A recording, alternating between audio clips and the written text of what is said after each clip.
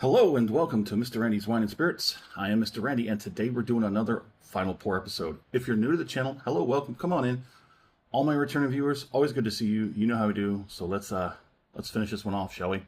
So today's Final Pour episode is going to be of the Michter's Small Batch Kentucky Straight Bourbon Whiskey, coming in at 45.7 or 91.4. The little oddball proof pointers are always kind of interesting.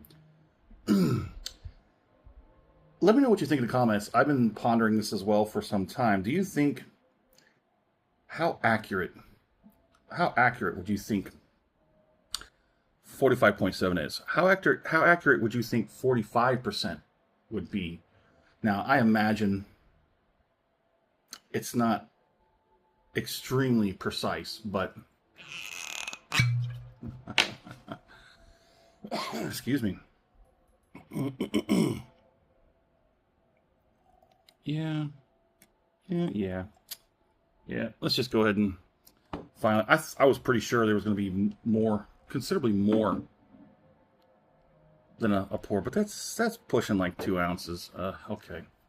Anywho, Mr. Randy does a 3-part series. Part 1, off the rip, get it home, crack it open, have my first pour, share my first impressions with you because that's what we do. Part 2, full review time. We drink it down halfway, put the cork back in it, put it on the shelf, let it sit for a week and a half, 2 weeks. There's a schedule. We have a process. While it's doing that, I'm going online. I'm finding as much as I can. Probably come back with as little as possible, but we have something to talk about. I will score it and continue to drink it because part 3, final pour episode, where we are here today. And we're going to compare this final pour to the first pour off the rip and everything in between. So, that's a nice dark color.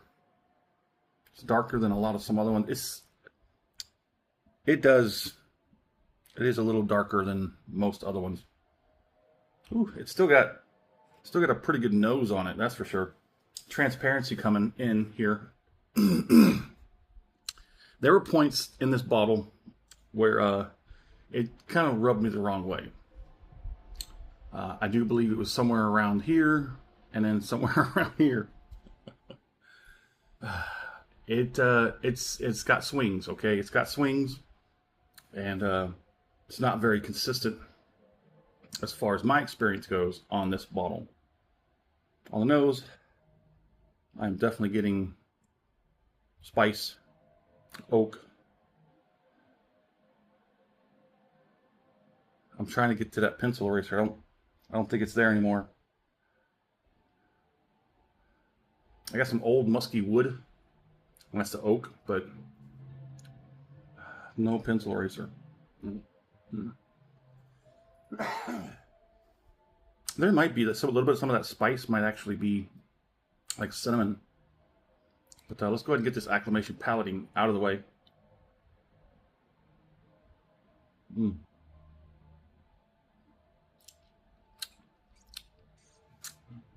Kind of instantly drying the whole palate. I'm gonna get some water.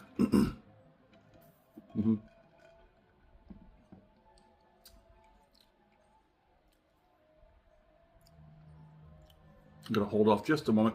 I'm going to work that initial palating out of the way. Sort of reset it as best as we can. It won't be back to zero, but now my nose is running. Fantastic. All right, let's do it.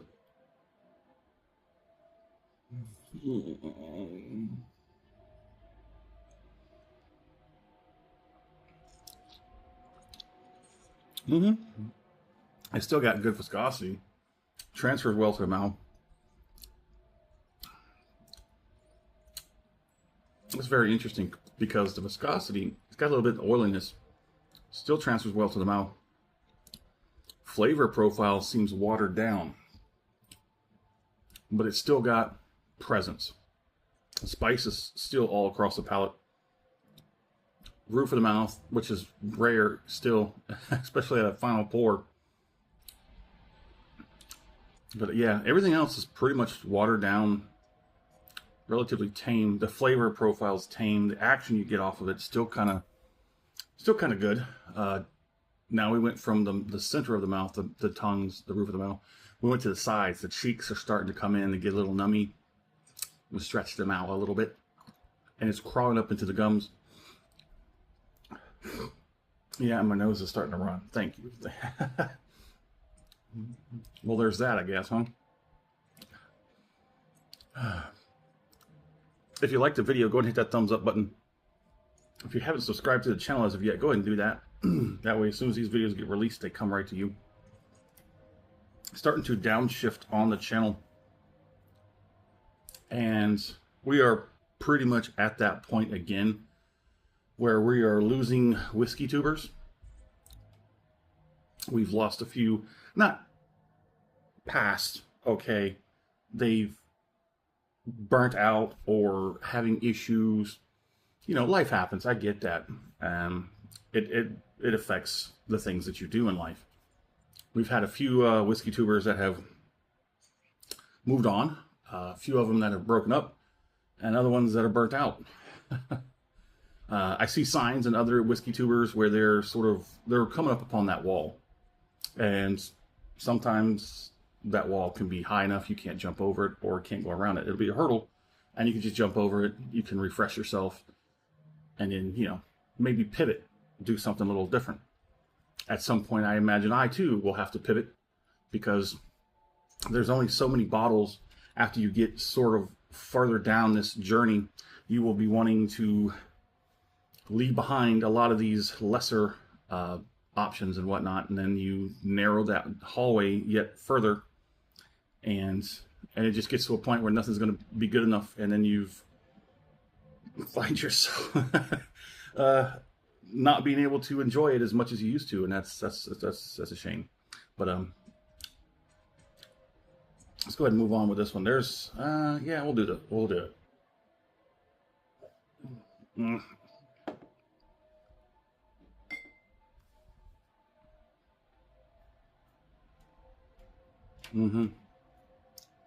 That was a big one.